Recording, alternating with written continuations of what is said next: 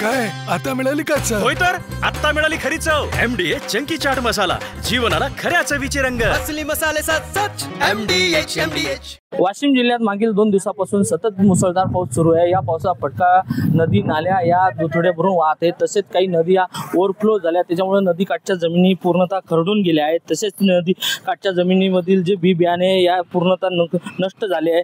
आम्ही आता सध्या आहे पिपरी सरद या गावाजवळ. या गावाजवळच्या ज्या नदीचं पाणी ज्या शेतामध्ये पूर्णतः 24 तास होतं, त्यामुळे या शेतीतील जे संत्रा पीक असो या सोयाबीन असो तूर या पिकाचं पूर्ण नष्ट झालेलं आहे. आपण बघू शकतो सध्या शेतामधील जी माती होती ही पूर्ण खरडून गेली आणि आता याच्यामध्ये खडक आणि दगड दिसून येते. त्यामुळे शेतकऱ्यांना आता याची मशागत करावं लागणार आहे आणि याच्यात मशागत करून दुबार पेरणी करणार. मोठं संकट हे शेतकऱ्यावर ओढवलं आहे. त्यामुळे आता शेतकऱ्यांनी शासनाकडे पंचनामे करून त्यांना आर्थिक मदत देण्याची मागणी केली जात आहे.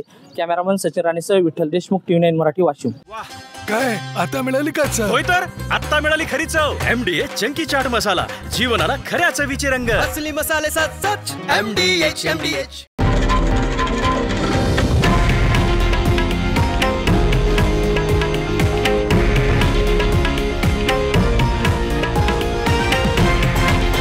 हे आहे देशातील नंबर 1 न्यूज नेटवर्क आणि आपण पाहत आहात TV9 मराठी, एकमेव.